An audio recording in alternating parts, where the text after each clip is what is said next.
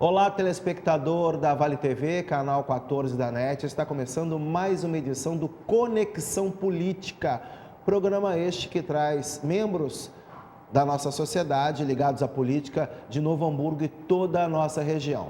Acompanhe a nossa programação pela homepage valetvplay.com. valetvplay.com é a homepage da Vale TV, canal 14 da NET. E também baixe o aplicativo do sistema Android para o seu aparelho eletrônico e acompanhe pelo seu aparelho a programação da nossa Vale TV. E hoje eu tenho o prazer de receber o deputado estadual Tarcísio Zimmermann, do Partido dos Trabalhadores. Deputado, obrigado por estar aqui no Conexão Política. A alegria é minha, Zé Renato. Um abraço a ti, a todos os telespectadores, a equipe da TV, da Vale TV.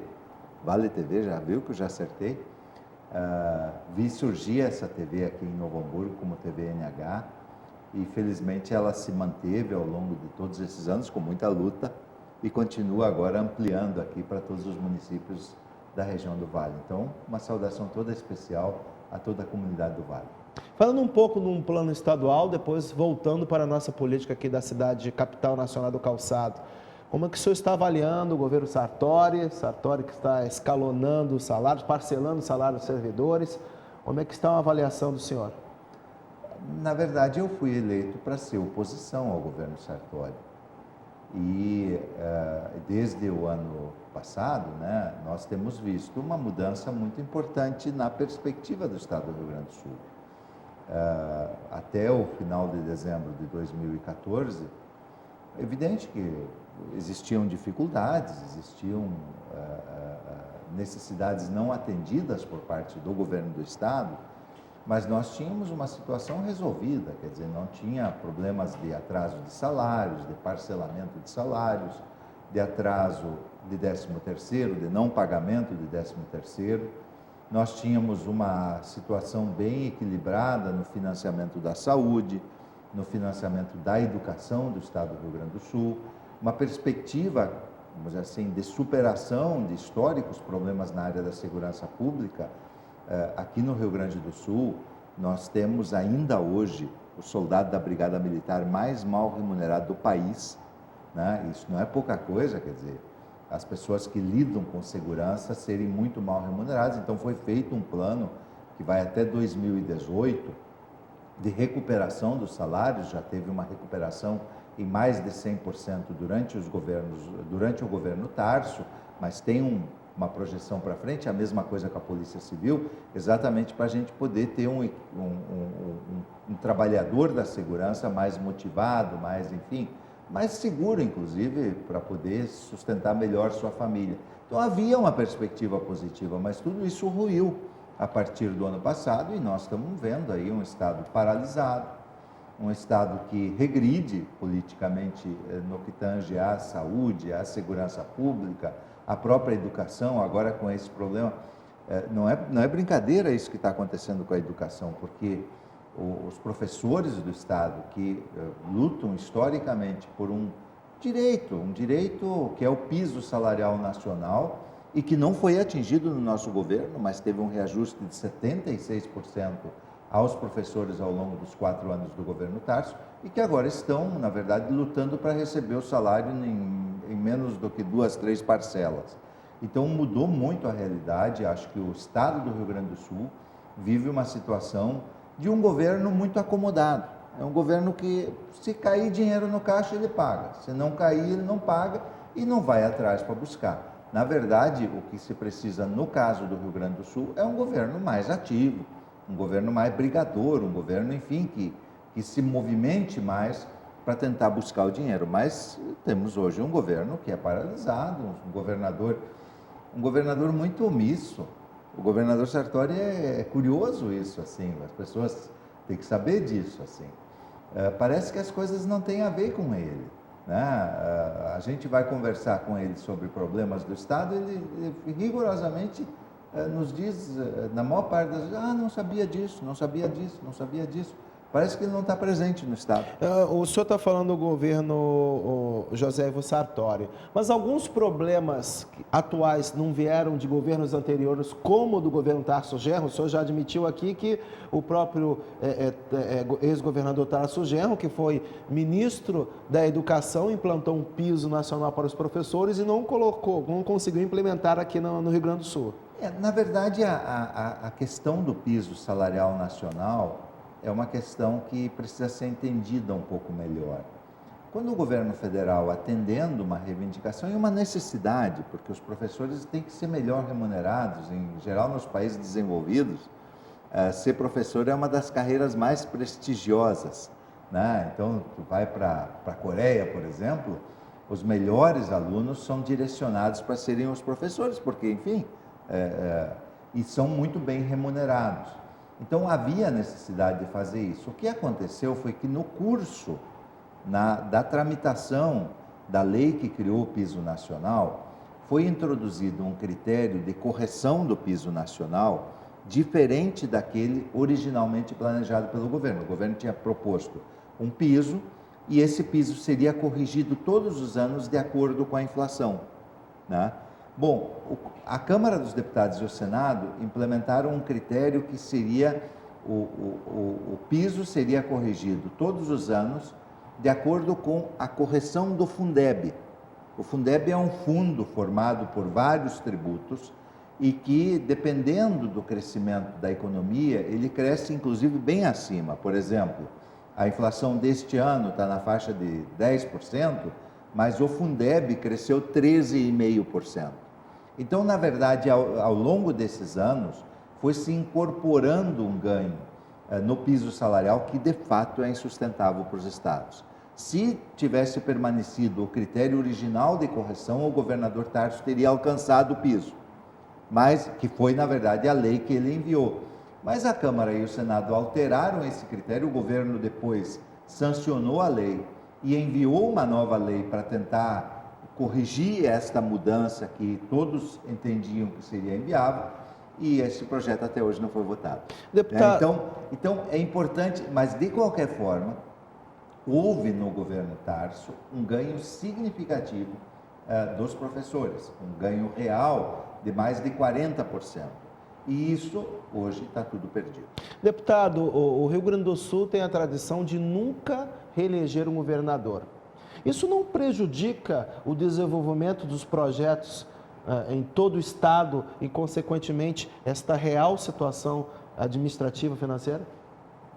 Não necessariamente, porque, vamos dizer assim, até muito recentemente nós não tínhamos reeleição no Brasil, né? Não tínhamos esse instituto. Então, não é necessariamente que a reeleição prejudique, a não reeleição prejudique. O que nós temos, na verdade, é um Estado que, sim, vem enfrentando dificuldades há mais de 40 anos e o que tem é a falta de um pacto, né? Um pacto político, um pacto entre os diferentes setores da sociedade na busca de uma solução de médio e longo prazos. Eu acho que o que iniciou no ano de 2013, quando o governador Tarso, à época, liderou uma luta frente a um dos problemas importantes, que é a dívida do Estado do Rio Grande do Sul, que pesa de fato, não é uma coisa assim tão escandalosa quanto dizem, mas ela pesa, são 13% da nossa receita, que na verdade são desviados para pagar a dívida do Estado. Então, isso é um peso importante. Esta iniciativa, ela abre uma janela que permite colocar uma perspectiva de até 2026, 2027, nós nos livrarmos dessa dívida, né? O Estado não é tão longe mais. Nós estamos em 2016, quer dizer, daqui a 10 anos nós poderíamos não ter mais essa dívida, que é uma dívida que vem lá da época anterior, enfim, vem lá dos anos 60, 70, 80, e que infelizmente se constituiu ali, que hoje pesa para toda a população. Nós temos um outro grave problema que começou a ser enfrentado no governo Tarso, que é o tema da previdência dos servidores públicos. Hoje nós temos um peso que é dobrado em relação à dívida, quer dizer, é mais do que os 13, são cerca de 25% do orçamento do Estado, que vai somente para pagar aposentadorias, né? Não tem um fundo de previdência no Estado do Rio Grande do Sul. Foi criado no governo Tarso um fundo de previdência e agora no governo Sartori ele foi modificado, né, no sentido de ampliar, inclusive, o seu alcance. Então, isso são soluções de médio e longo prazo que vão tirar o Estado da crise. Mas é verdade, assim, o Estado do Rio Grande do Sul é um Estado que é muito difícil de governar por conta da sua crise financeira, por conta do legado histórico. Na verdade, não é nem culpa dos governos presentes, é culpa do passado que não previu adequadamente o futuro. O deputado, falando agora um pouco de um plano mais nacional, tivemos um impedimento da presidente Dilma Rousseff, Senado analisa e vota ainda brevemente o afastamento definitivo, sim ou não. O que a presidente Dilma errou, deputado? Olha, na verdade, vamos dizer assim, o escopo é um pouco complexo. Eu vou tentar dar a minha opinião. Assim. A economia mundial, ela teve uma crise muito grave no ano de 2008. Houve uma quebradeira generalizada em todos os países do mundo, ou praticamente todos os países. Houve uma situação, enfim, de aumento do desemprego. E o que fez o governo brasileiro? Na época, é bom lembrar disso, o presidente Lula, para evitar que essa crise também atingisse muito profundamente a economia brasileira, ele foi e chamou a população dizendo o seguinte: não parem de consumir, né?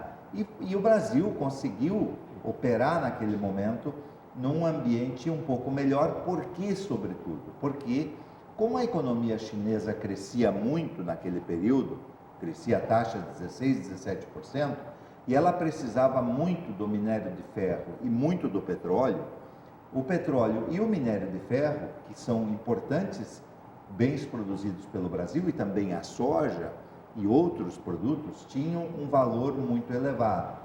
O que aconteceu? Por conta da crise e da depressão econômica do mundo inteiro, o que aconteceu foi que aquilo que a gente chama de commodities, despencaram no preço. O minério de ferro, que, por exemplo, tinha um valor de cerca de $150 a tonelada, baixou para menos de 50, quer dizer, perdeu 2/3 do seu valor. E isso afetou profundamente a economia brasileira. O que a presidenta Dilma tentou fazer? Ela diz: opa, piorou o nosso cenário. Eu vou desonerar a produção, eu vou tirar impostos, né, pagos pelos empresários, para ver se eles reinvestem e fazem a economia girar.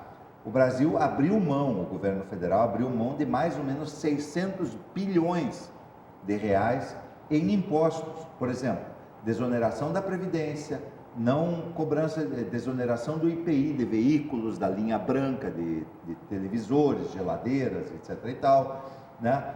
Uma série de reduções de impostos. O que aconteceu? Ao invés dos empresários reinvestirem, eles acabaram acumulando isso como lucro. E a economia entrou em depressão mesmo. Então, na verdade, o que falhou foi a estratégia econômica da presidenta Dilma, e aí... somado a uma articulação política deficiente. A presidente Dilma não é exatamente uma pessoa hábil, né? Ela é uma pessoa, vamos dizer assim, mais solitária no seu trato, né? Isso tudo acabou gerando... Bom, e aí isso coincidiu ainda com a Lava Jato, né? E criou um ambiente propício para esse golpe que nós estamos vivendo. Mas você acredita literalmente que foi um golpe que está acontecendo? Mas é evidente. Eu quero dizer só, assim, numa boa aqui, eu já fui prefeito, e quando a gente já viveu um pouco mais, a gente compreende um pouco melhor. O que a Dilma é acusada? Vamos fazer o seguinte, vamos dar um intervalo, depois do intervalo retornamos com esse ponto. Do que a Dilma é acusada? Vamos voltar com esse ponto, depois, além do plano nacional, voltando para um plano mais local, falando aqui de Novo Hamburgo, temos eleições em outubro, as suas perspectivas do PT, na sua opinião, aqui na nossa cidade. Vamos ao intervalo com nossos apoiadores. Daqui a pouco voltamos com Conexão Política, hoje recebendo o deputado estadual Tarcísio Zimmermann, do PT.